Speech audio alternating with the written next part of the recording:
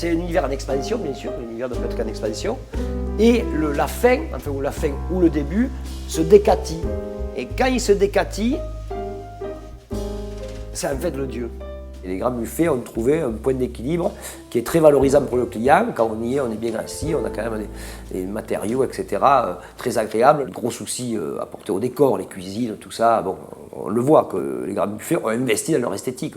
Il y a le souci de l'accueil, le souci de l'esthétique, et ça pour moi c'était ce qui m'importait le plus. Mais en fait, ce qui est important, c'est que c'est bon aussi. Et ça rejoignait l'idée des grands buffets de faire aussi un restaurant avec de la grande qualité et populaire. Et rester dans des créneaux de prix accessibles à une grande partie des gens. Et donc en plus, les grands buffets voulaient donner aussi autre chose à ses clients, voulaient leur donner une vraie installation, une vraie œuvre d'art, quoi. Et donc on a décidé d'occuper ce jardin et d'en faire une espèce de jardin magique.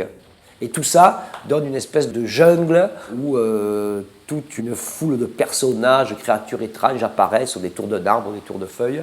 On pense que le néophyte en art a aussi le droit d'avoir un contact avec l'art contemporain. Comme les grands buffets, ils n'ont pas besoin d'aller dans un 3 étoiles pour aussi manger des produits de qualité. Et je pense que c'était ce parallèle qui était intéressant. Tout ce travail que je fais depuis 35 ans, qui n'est pas de changer mon travail, mais d'essayer de le mettre en perspective dans des présentations différentes, pour que ce soit accessible à un public qui n'est pas forcément un public spécialiste d'art contemporain.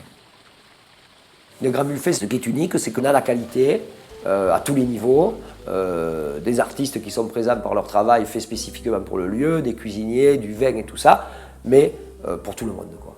Et ça m'avait beaucoup touché.